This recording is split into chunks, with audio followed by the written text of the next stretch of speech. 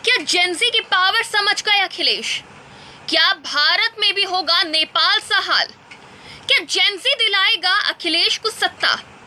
देखिए, सवाल कई है और सवाल ये भी है कि अब सिख समुदाय को जब साधने निकली है सपा, तो इसका कितना फायदा होने वाला है 27 में। और क्या सच में उत्तर प्रदेश में बाबर का कब्जा है?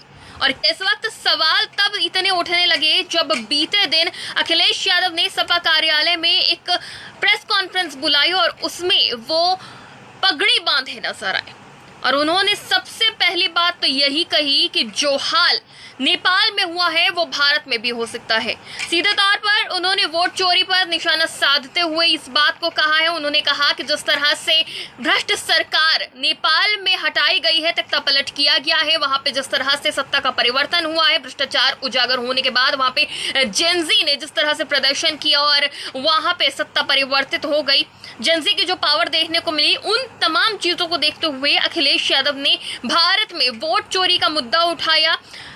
सरकार और चुनाव आयोग को आड़े हाथ लेते हुए तमाम बातें कही। उन्होंने अयोध्या चुनाव का जिक्र करते हुए भी कहा कि उसमें बाहरी लोगों के शामिल होने की संभावना रही थी और साथ ही उन्होंने नेपाल का जिक्र करते हुए ये भी कहा कि विदेशी मामलों में भारत सरकार से हमेशा चूक हुई है, तो ऐसे में उनको कोशिश करनी चाहिए कि सीमा की सुरक्षा बढ़ाई जाए और ऐसे हालात भारत में ना हो। भारत में भी ऐसे हालात हो सकते हैं।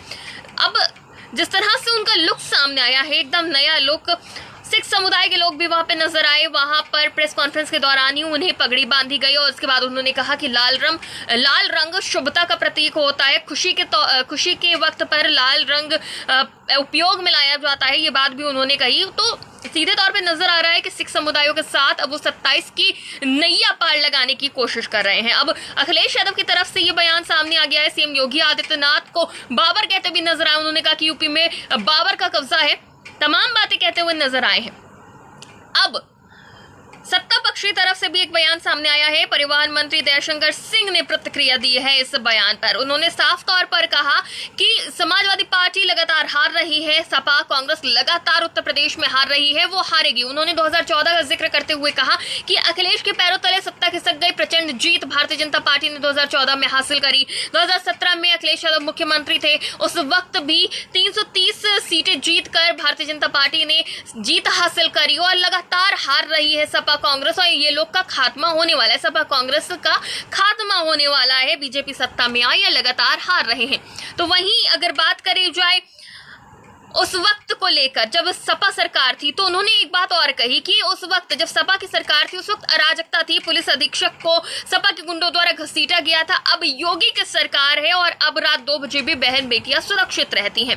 तो उत्तर प्रदेश में राजनीति चरम पर है और जिस तरह से नेपाल वाली घटना का जिक्र अखिलेश यादव ने किया, उन्होंने कहा ऐसी घटना भारत में भी हो सकती है। वोट चोरी की बात उन्होंने करी, वोट चोरी का जिक्र किया, साथ ही उन्होंने भ्रष्ट सरकार की नेपाल की सरकार से भारत की सरकार की तुलना करी, उत्तर प्रदेश की सरकार की तुलना करी है। तो राजनीति तो इसने भड़का दी है। अब आने वाले समय में इसका कितना असर देखने को मिलता है, सिख समुदाय का अखिलेश को कितना समर्थन मिलता है और जेंजी का कितना सपोर्ट मिलता है, क्योंकि जेंजी का उदाहरण दिया, वो भी नेपाल के जेंजी का उदाहरण दिया है, तो इसका कितना उन्हें सपोर्ट मिलता है, ये तो आने वाला वक्त ही बताएगा। आने वाला वक्त ये साफ कर देगा कि 27 में किसकी सत्ता होती है। एक बार फिर से कमल खिलेगा, साइकिल चलेगी या साइकिल पंचर हो जाएगी।